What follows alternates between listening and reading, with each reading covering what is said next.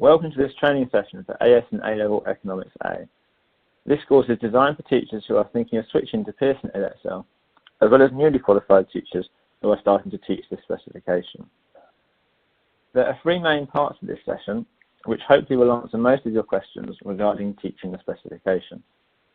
Although, of course, if you have any further questions after this training, you can contact Colin Leith, our subject advisor. He will be more than happy to help you in any way.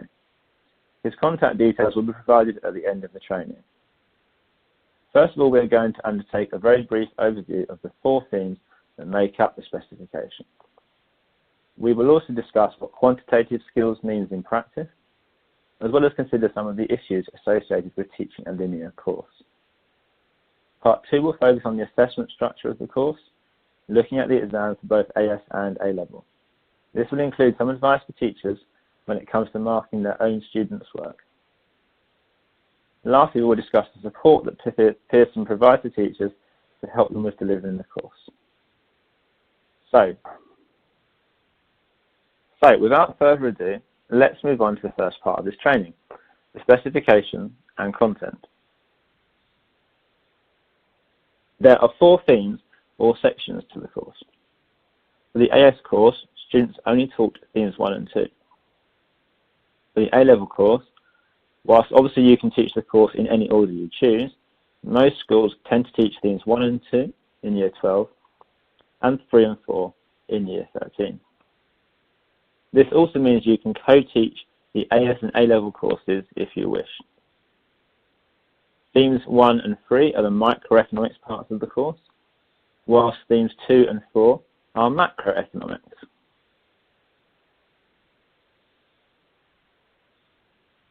Theme 1 includes many of the foundations of economics, like supply and demand, the functions of money, and different economic systems.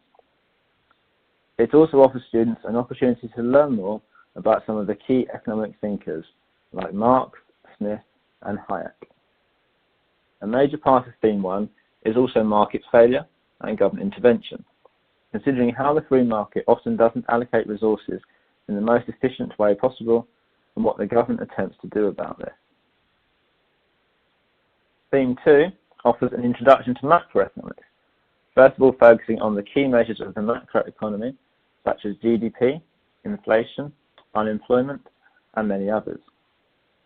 It also looks at the importance of aggregate demand and supply in the macroeconomy, as well as government policy, in the form of both demand and supply-side policies.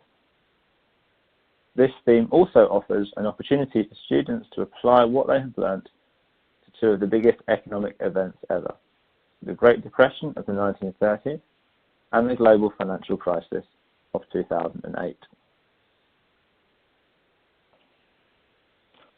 Theme 3 returns to microeconomics.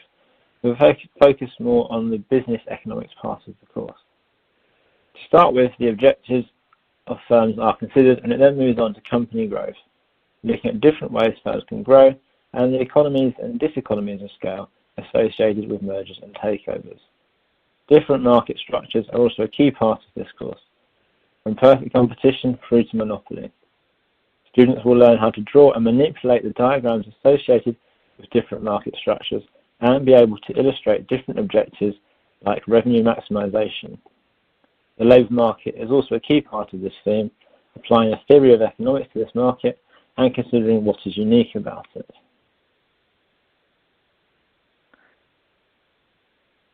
Theme 4 is back to macroeconomics, building on the foundation studied in Theme 2. There are, very broadly speaking, two key parts to Theme 4. First of all is international economics, with a particular focus on trade, looking at types of protectionism, trading blocks, and the benefits and downsides of protectionism. Development economics is the other key part of Theme 4. It looks at poverty and inequality, and considers the struggles of developing countries, as well as which strategies can be employed to improve their development. The financial sector is also studied in Theme 4, in particular considering how central banks, such as the Bank of England, attempt to regulate the commercial banks. This theme offers many opportunities to study different countries around the world. For example, looking at the Mercosur EU trade deal, or Botswana's success in reaping the benefits of diamond mining, in contrast to many other countries.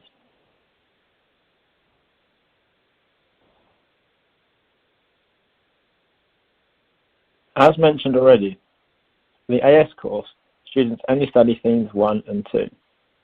These themes offer students an excellent introduction to the two halves of the subject, microeconomics and macroeconomics.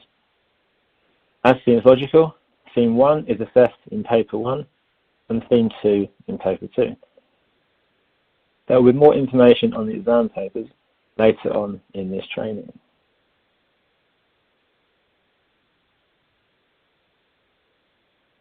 For the A-level course, students obviously will study all 4 themes. In terms of how these match up to the exam papers, there is one paper focused on microeconomics, one on macroeconomics, and one synoptic paper that covers all 4 themes. Paper 1 is the microeconomics paper, assessing content from themes 1 and 3. Paper 2 is the macroeconomics paper, assessing content from themes 2 and 4. And so that leaves paper 3, which assesses content from all 4 themes.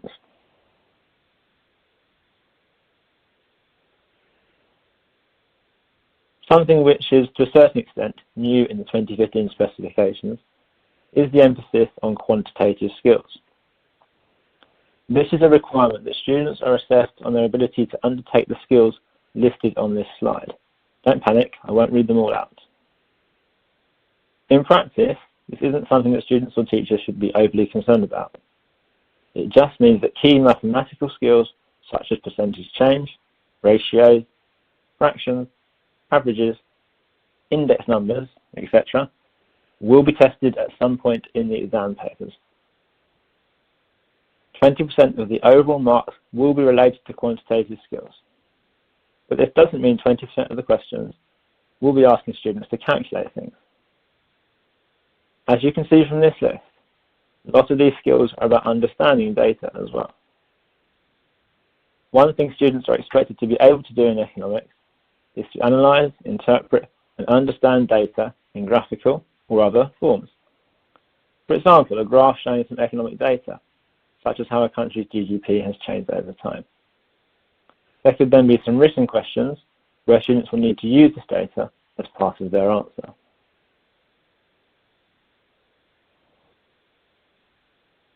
These quantitative skills are assessed in 2 main ways. First of all, through short answer questions, where students will be asked to calculate something using some data provided to them in the exam. Secondly, as already mentioned, students are expected to use data within extended response questions to aid their arguments. For example, as evidence to either back up or refute the point being made. This is where students can demonstrate the assessment objective of application in their answers, but more on that later.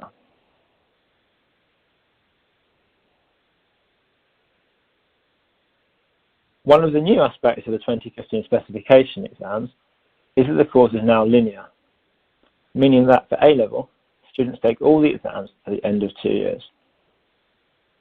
With this new structure now having been running for several years, hopefully you are familiar with it. But there are some key things to bear in mind to maximize success on a linear course. First of all, try whenever possible to make links between the different parts of the course. Especially in Year 13, try to make the links back to topics the students have studied in Year 12. For example, links between the supply and demand graphs in Theme 1 and the more complex models such as a monopoly diagram in Theme 3. Theme 4 provides the opportunity to link back to many Theme 2 topics where you could, for example, study different developing countries and look at their key economic factors such as GDP, unemployment, government debt, etc. You could then analyze why some countries are much better or worse than others. This will be very useful for Theme 4, but also act as excellent revision of Theme 2. The forgetting curve illustrates why such activities to link back to previous learning are so important to help students be fully prepared for their exams. You may well have read about this before, but put simply, it argues that it is best to continually revisit topics the students are much more likely to remember something if they have studied it more than once. The red curve illustrates how much of something someone remembers the first time they learn about it. The subsequent curves show how your memory of that subject improves as you revisit it again, remembering more and more each time. Obviously, time is limited in lessons and there is lots of content to cover, but just little links back to previously taught content should help to refresh students' memories. Regular mini-tests throughout the course are also a good way to keep past topics fresh in students' minds.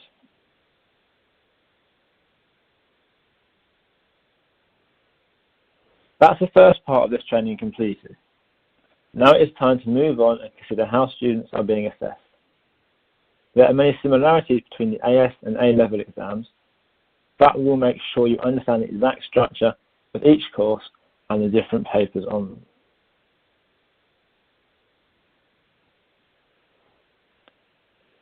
In terms of how the marks are allocated, they are divided up into 4 assessment objectives.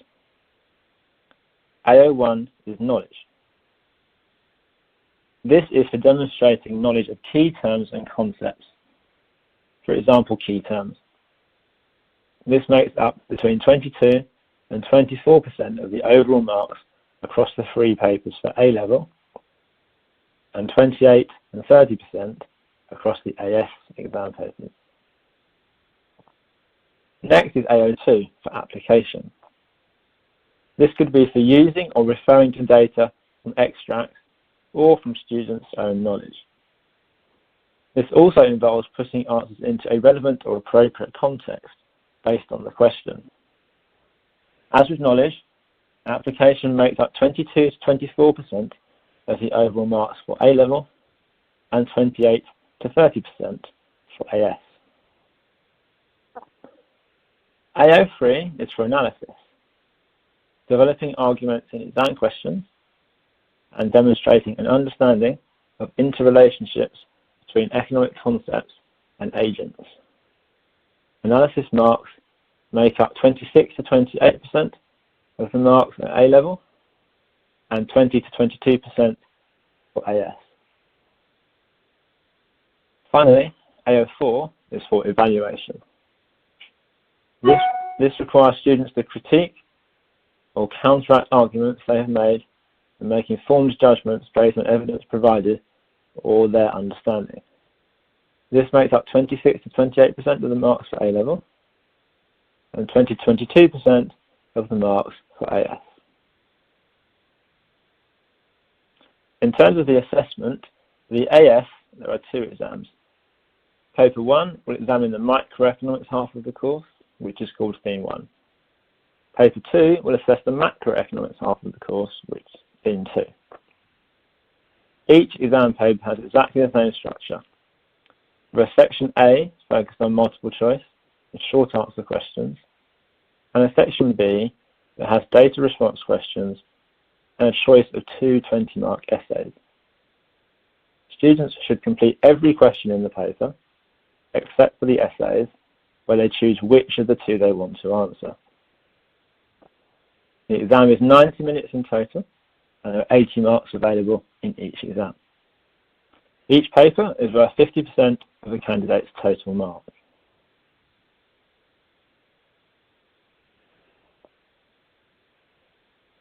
Moving on to look at the A-level assessment, there are a number of similarities between these and the AS papers, especially for papers 1 and 2.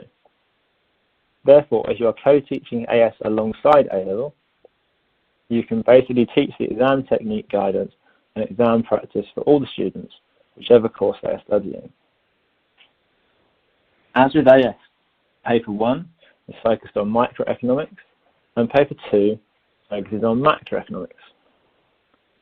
Paper 1 is themes 1 and 3 and paper 2 is themes 2 and 4. Paper 3 covers all 4 themes and has a synoptic element to it.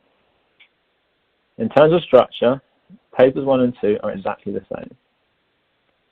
There is a section A with multiple choice and short answer questions, followed by section B for data response, And finally, section C for a 25-mark essay. Again, students have a choice between the two essays, and they only answer one of them. Each of these papers have 100 marks in total and are 2 hours long. They are worth 35% of the overall A-level grade each. Paper 3 is different principally because it has no short answer or multiple choice questions, just data response and essays. There are two halves to paper 3, with both halves having the same structure. As such, it is good advice to tell students to ensure they spend an hour on each half. There are some data response questions and an essay to complete in each half. As always, there's a choice for candidates about which essay they want to complete. Across the different questions, students will be assessed on aspects from all 4 themes. The essays will require students to discuss both micro and macroeconomic issues within their answer. This paper is worth very slightly less overall, making up 30% of the marks for the overall A-level grade. Looking at the exams in more detail, for AS Section A is worth 20 marks in total. There are 5 questions, each worth 4 marks. Each of these questions is broadly on one topic, sometimes with a small bit of data for students to use. Each of these questions is made up of one multiple choice question worth 1 mark, and then either a 3-mark question or a 1-mark question and 2-mark question. These questions will ask students to do things like define, explain, or calculate key economic concepts or formulas. Candidates will be assessed on knowledge, application, and analysis in this section, not evaluation.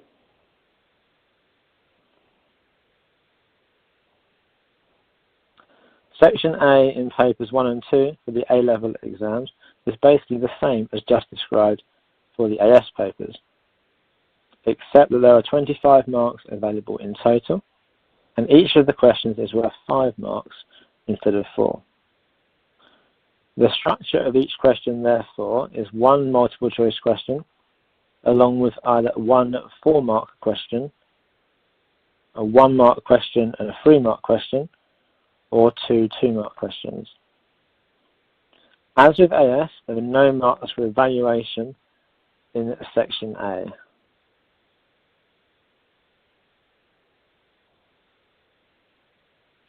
Here is an example of the type of question students could be asked in Section A of their exam papers for AS or papers 1 and 2 on A-level. This is from the AS paper 1 in June 2018. The question starts with some information about dental treatment in the UK. We have a multiple choice question about the function of the price mechanism, followed by a 2-mark question asking candidates to explain one possible reason for something, and finally a 1-mark define question.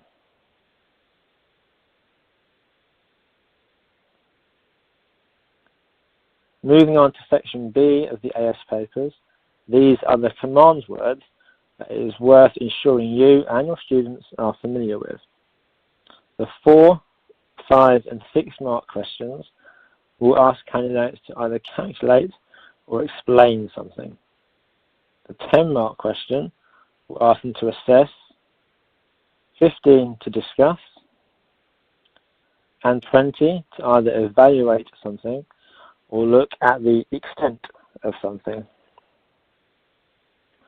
Students will be tested on assessment objectives 1 to 3 on the calculate and explain questions, whilst they will be assessed on all 4 objectives for the other 3 questions.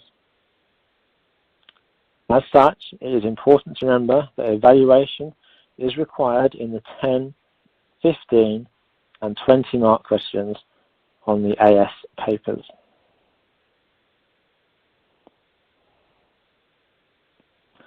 A-level papers 1 and 2 follow a similar pattern, although candidates are expected to undertake more analysis an evaluation on the A-level course than on the AS course, as we discussed earlier on slide 16. There is a 5-mark question which will ask candidates to either calculate or explain something. This question does not require any evaluation, but all of the other questions do. There will be an 8-mark examining question in which there will be 2 marks available for each of the 4 assessment objectives. The last 3 questions for section B, 10, 12 and 15 marks, are all assessed using a levels system rather than points-based. Bear that in mind as we will be returning to look at the difference between these later on. Section C is the 25-mark essay.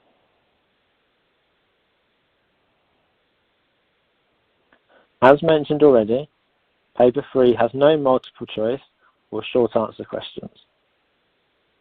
Each half of paper 3 looks like this, with a 5, 8, 12 and 25-mark question. Evaluation will be required in all questions apart from the 5-mark explain one.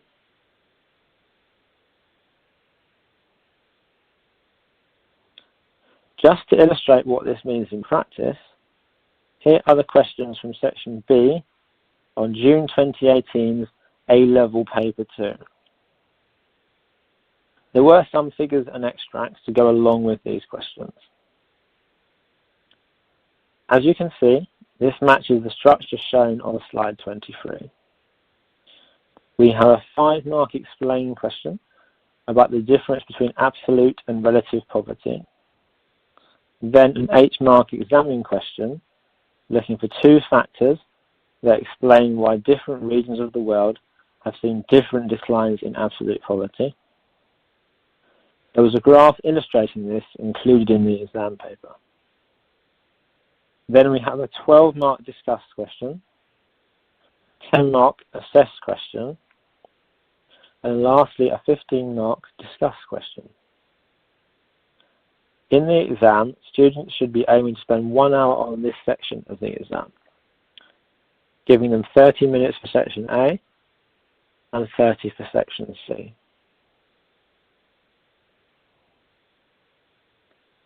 As I briefly touched on earlier, the shorter questions on the exams are marked using a points-based system. This means the exam paper explicitly says there are knowledge marks for these things, application marks for these, and so on. The questions listed on this slide show you where a points-based mark scheme is used. It is well worth familiarizing yourself with the mark schemes by looking at past ones on the Pearson Edexcel website. All the other questions on the exam paper, basically anything that is worth 10 marks or more, are marked using a levels system, which we will look at on the next few slides.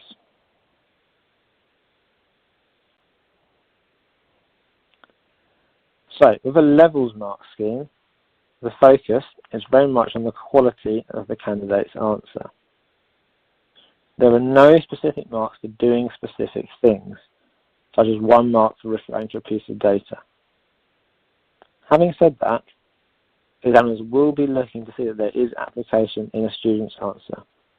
And if there is none, then they won't have fully answered the question.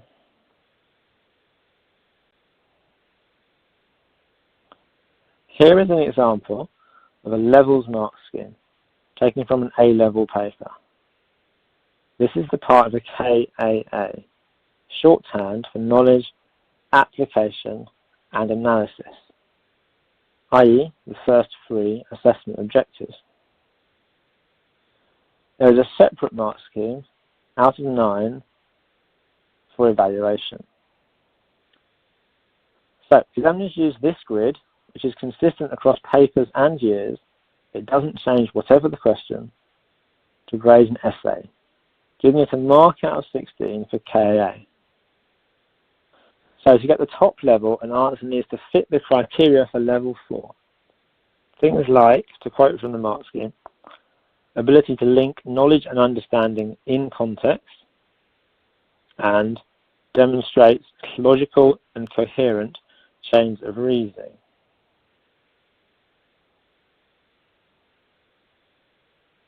So, as a teacher, I would recommend you use this when marking your students' work to ensure they are familiar with what is required of them. One thing to emphasize, as I have mentioned already, is that the focus of these levels mark schemes is very much on the quality of the answer as a whole. There is no requirement for a specific number of points that students need to make. And examiners are definitely not looking for a specific number in any question. They are solely guided by what was on the previous slide.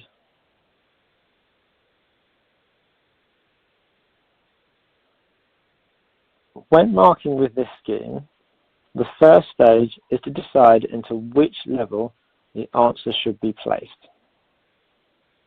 To do this, use a best fit approach, deciding which level most closely describes the quality of the answer.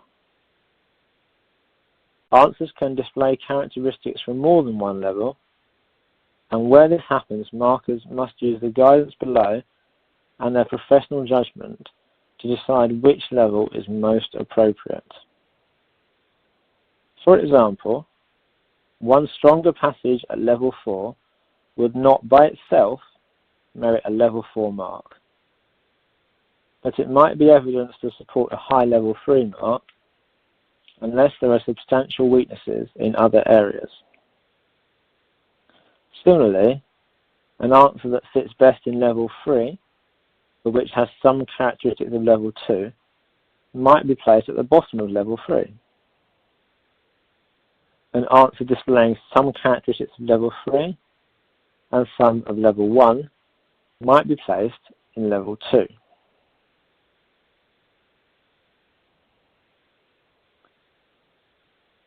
After a level has been decided on, the next stage is to decide on the mark within the level. For levels containing 2 marks only, you should start with the presumption that the work will be at the top of the level. Move down to the lower mark if the work only just meets the requirements of the level. For levels containing 3 marks or more, you should start at the middle of the level or the upper middle mark if there is an even number of marks, and then move the mark up or down to find the best mark. If the candidate's answer meets the requirements fully, then it should get a mark at the top of the level. By contrast, if an answer only barely meets the requirements of the level, then it should receive a mark at the bottom of the level. The middle marks of the level are used for answers that have a reasonable match to a descriptor.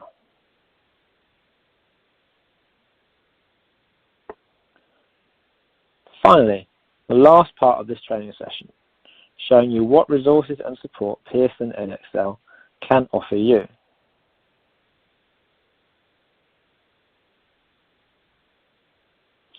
Your first port of call should be the Pearson Edexcel page, the Economics A specification. On this page, you can find links to a wealth of useful material. There is a detailed Getting Started guide, which goes into the specification in much more detail than we have time for in this training. There are also documents you can use as a scheme of work. There is no need to write your own one of these from scratch. This can be used as is or adapted to fit your own school's needs. There are the sample and specimen exam papers, which are useful practice for your students, and also all the past exam papers and mark schemes. Now that this specification has been running for a few years, there are several years' worth of past papers to use as practice for homework or in-school assessments to help your students prepare for the real exams. An often overlooked resource is the examiner's reports that are available here too. There is one of these for every exam sat, and it includes examples of student answers from that exam, along with commentary from the principal examiner explaining why it was a good or not so good answer. These can help provide you with examples of how to succeed in different questions or common mistakes to help your students to avoid making. Lastly, under the Teaching and Learning tab on the website, you can access resources from past training events such as this one, as well as some very useful case studies to use with your students. You will also find the other resources already mentioned, such as the scheme of work, under this tab.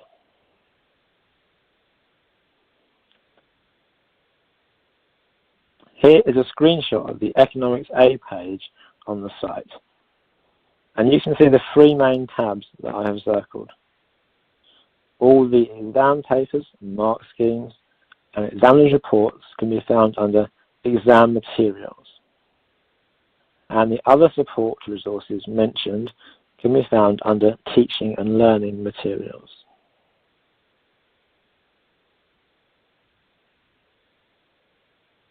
Looking ahead, Pearson Edexcel offer you some very useful support post-exams, and best of all, they are free. First of all, Results Plus allows you to download your students' results for each individual question on the exam papers. You can see how a particular student fared.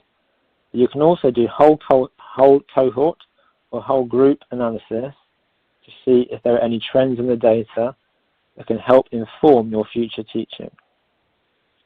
There are also other tools in Results Plus, such as comparing your score to different averages across the country. The other very helpful service, which again is totally free, is called Access to Scripts. This means you can ask for a free electronic copy of any of your students' exam papers. This could enable you to compare answers between students who got different grades and also offer you some examples of good work. You do need to ensure you have the student's permission first, and some papers may not be available if they were not marked online by examiners.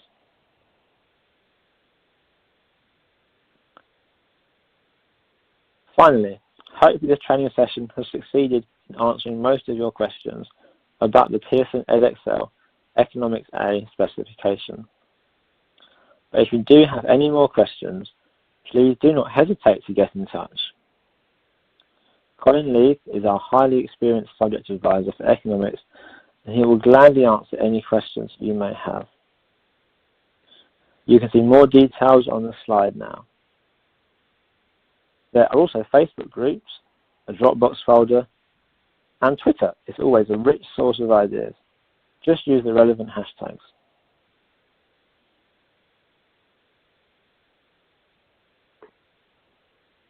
Lastly, something you may be interested in is becoming an examiner for us. This offers you the opportunity to get closer to economics, and of course you do get paid. To find out more, check out the Pearson Edexcel website.